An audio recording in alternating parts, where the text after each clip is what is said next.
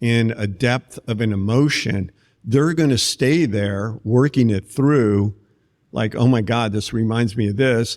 And a minute and a half later, you're somewhere else in your story. And you basically have left your audience emotionally and you're not mindful of the connection with them. So that's why when I'm working a story out, it's like, what's a good 2 minutes, light moment, 2 minutes, connecting moments, 2 minutes. So that calculated for you. It's pretty much. I'm not, diminishing that. I'm just wondering if that's, that calculated. Yeah. It's that mindful, and that is calculation. And let me tell this, and then we'll have a little moment. Let me tell this, have a little moment. Nice. But the important thing, what I look at is, do all things connect throughout? And that's been the most challenging thing, what I've learned from Toastmasters, watching other storytellers, when you get up at the beginning and tell your story, how things connect through. Nice. And what did you leave out of the story?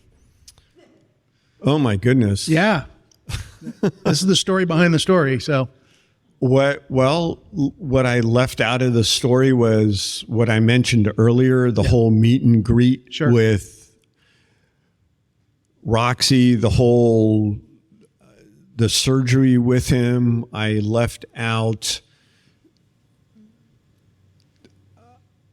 digging his grave. I left out. That must have been like the worst day ever. Well, I remember Linda coming up to me as an aside, and she said, well, how deep are you going to make that? And I remember standing in his grave, and I just said, maybe if I keep digging, he won't die. Yeah.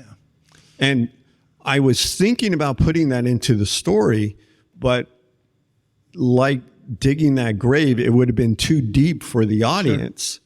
And I thought, before I went up, it's like, how could I get out of that moment?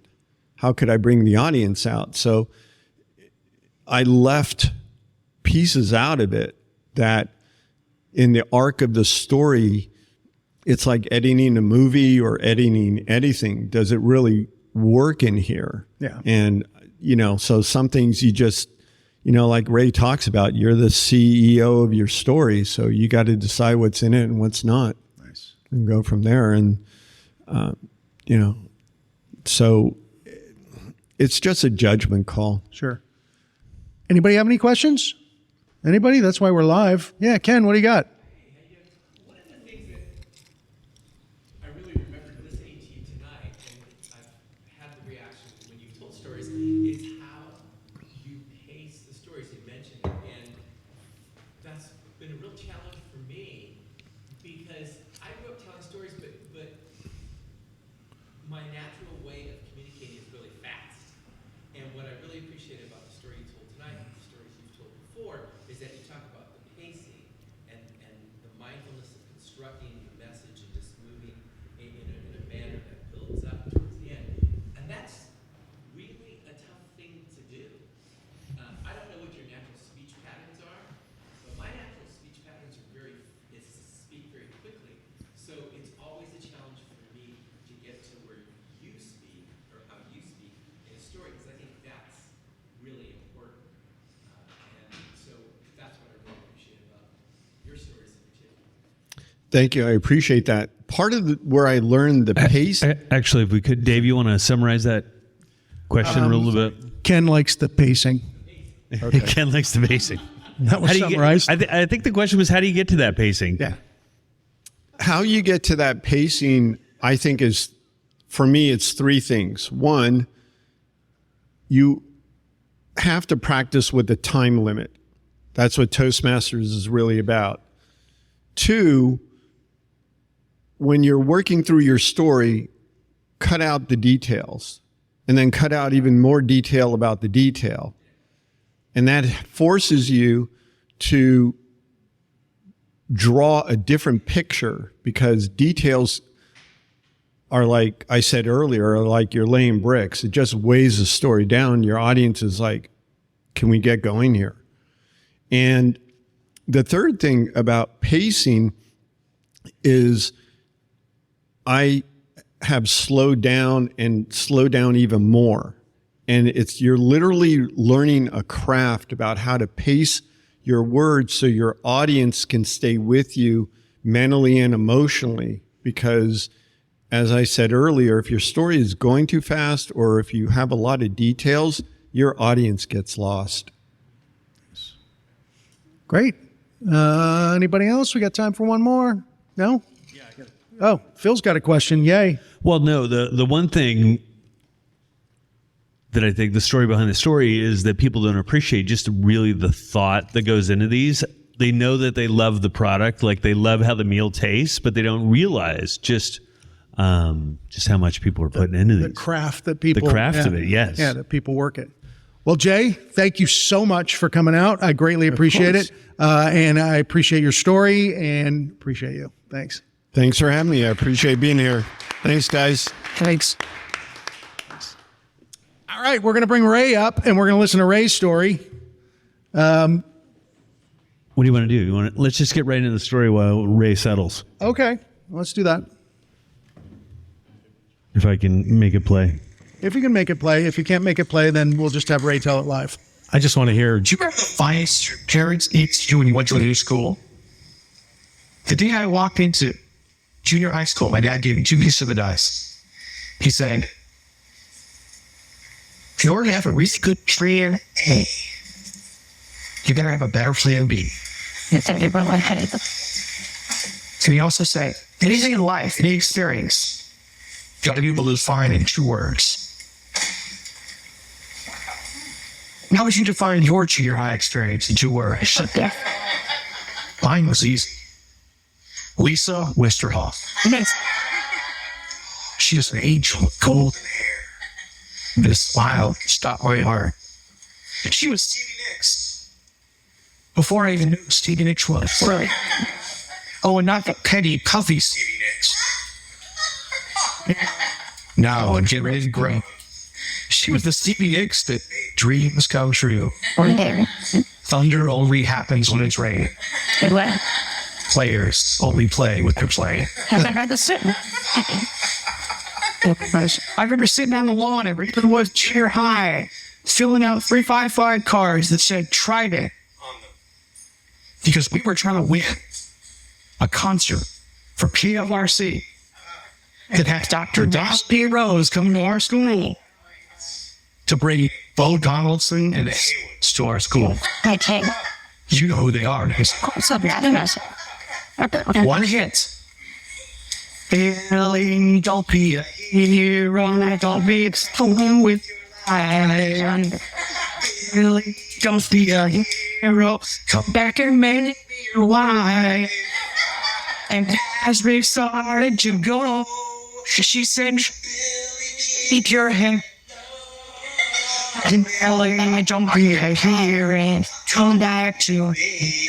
Billy, I was giving out 3x5 cards on the lawn because Lisa Westerhoff was 3.5 feet away from me, filling out 3x5 cards. And I know there's a fine line between stalking and just stealing. But I never crossed it because I never spoke to her because she was so popular. That aggression. And my mom one time said, Ray, patience is a virtue. So I waited. And I waited. And I became virtuous. Virtuous. Because I know one day she'd come up to me and say hello and begin our life together. But then after junior high, she disappeared. Oh, dream. That was just one. But I learned that day that sometimes it took more than school to learn a lesson. And I got over it. And then fast forward 40 years. 10 years ago, I was in Cincinnati. I competed for the World Championship of Public Speaking. Out of 292,000 people that could have been in this contest, I finished in the top 50. Yeah, that was disappointing. bothered me. But I got over it. Because my story is about a teacher that taught me to come alive, face fear, and avoid disappointments. And every time I gave that story, someone came up to me and said, Ray, I'm a teacher. And you've inspired me to work harder. Because I hope one of my kids will grow up and be like you and pass the message that I did out of them to others. I mean, earlier today, past world champions wrote a blog and said, his message is powerful. He's influencing the influencers. It's like, I won. I didn't need the trophy. I needed to get the message out. It was amazing. And here today, my mom told me that, good things happen to good people. And the first time I heard that, I used to hand next to all the good people I find. So I get the extra good stuff that fell off their wagon. And you know what? It works. 10 days ago, I stood next to the new world champion of public speaking as 3,000 people started to come to him and say hello and thank you. And this woman came up to me and she had her arms open wide. It was a chimbo, full head mode. She says, oh my God, it's you, Ray Engan. I heard your speech, you were fantastic. And she hugged me. And then she stepped back and she said, but you probably don't recognize me. I'm Lisa Westerhoff. And 40 years later, Plan A was coming true. And she said, you know what? In my life, in junior high school, I couldn't come up and talk to you because I had a crush on you and you were so cute, so happy. So I had to hug her again. Just a little bit longer. For the inner 15-year-old, it was still there inside. And then she broke away and she whispered the magic word in my ear. You had to meet my husband, Bob. And then I realized that the lesson I learned in junior high school wasn't the Texas University, but the Plan B stand for Bob.